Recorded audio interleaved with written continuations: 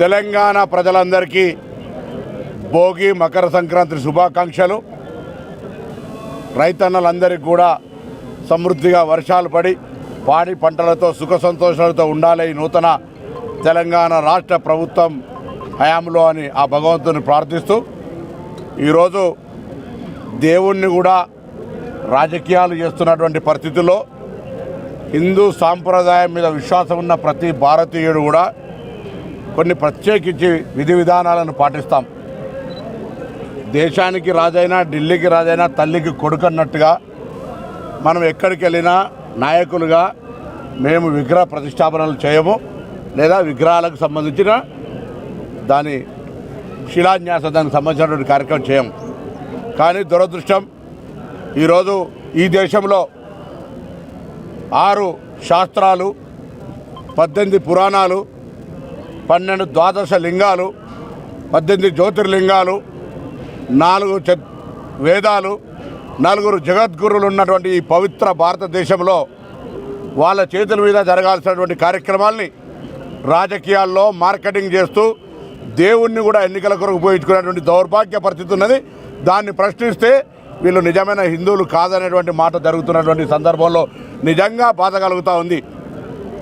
ఏదైనా కార్యక్రమం జరిగితే దంపతులు జరగాలి, లేదా ఒక విధి విధానాలు ఈ దేశంలో సాంప్రదాయమైనటువంటి హిందుత్వాన్ని రక్షించవలసినటువంటి బాధ్యత గల వ్యక్తులు ఏ విధమైన మత భావాలకు విఘాతం కలుగుతుందో ఆలోచన చేయలేని పరిస్థితుల్లో అదే మతం పేరు మీద మార్కెట్ చేసుకొని ఇలా వ్యవహారం చేస్తూ ఉన్నారు. ఇది ఈ దేశానికి మంచిది కాదు. హిందుత్వాన్ని విశ్వసించే వాళ్ళందరూ కూడా ఒకసారి ఆలోచన చేయండి. జరుగుతున్నది ఏంటి? అసలు 4 జగద్గురులు చెప్తా ఉన్నారు దేవాలయం పూర్తి కాలేదని, ఇది సరైన సమయం కాదని, ఎన్నికల్లో దృష్టి పెట్టుకొని ఆదర బాదర ప్రారంభిస్తూ ఆ కార్యక్రమంకి రమ్మంటే మీరు పిలిచినప్పుడు ఎందుకు రాలే? రాముడు మాకు లేడా, శివుడు మాకు లేడా, ఆంజనేయుడు మాకు లేడా అంటే దాన్ని రాజకీయం చేసే పరిస్థితి వస్తూ ఉన్నది. దేవుడు అందరి వాడు. డబ్బు, అధికారము, పేదతనము, నిరుపేదతనము, ఒక వీళ్ళకి వాళ్ళకు పరిమితం కాదు దేవుడు. అటువంటి దేవుణ్ణి కొలిచే అవకాశం అందరికీ ఉంది. అసలు చరిత్రలో రాజీవ్ గాంధీ గారికి ఒకవేళ అక్కడి నుంచి ప్రచారం ప్రారంభించకపోతే, రాజీవ్ గాంధీ గారు ఆ యొక్క రామాలయానికి సంబంధించిన చరిత్రకు సంబంధించిన పుటల్లో తీయకపోతే ఇలా మీరు ఎక్కడి మార్కెటింగ్ చేసుకుంటారు? చరిత్ర ఎక్కడుంది? ఏం చరిత్ర ఉంది?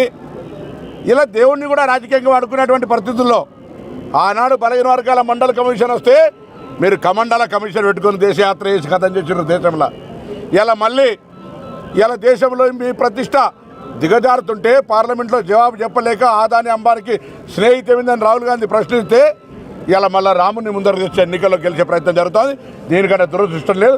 వేములవాడ సన్నిధి సాక్షిల ఈ దేశంలో 4 పెద్ద పెద్ద జగద్గురులు, 4 పీఠాలు హిందుత్వాన్ని రక్షించడానికి, 12 ద్వాదశ లింగాలు, జ్యోతిర్లింగాలు, 18 జ్యోతి పీఠాలుంటే 6 పురాణాలు, 18 శాస్త్రాలు ఉంటే ఇటువంటి పరిస్థితుల వల్ల 6 శాస్త్రాలు, 18 పురాణాలు ఉంటే అటువంటి దేశంలో జరుగుతున్న పరిణామాన్ని హిందువులందరూ ఆలోచన చేయాలని, హిందుత్వం పేరు మీద రాజకీయం చేసేటువంటి వ్యక్తులు కూడా ఈ జిల్లా కావచ్చు, ఇంకొకటి కావచ్చు, వాళ్ళు హిందువులుగా 5 ఏళ్ళు ప్రజాప్రతినిధి వహిస్తే ప్రభుత్వం ఉంటే ఏ దేవాలయానికి ఏం చేశారో చెప్పాలని కూడా ఒక హిందూగా బంధువుగా నేను ఈ సందర్భంగా డిమాండ్ చేస్తా ఉన్నాను.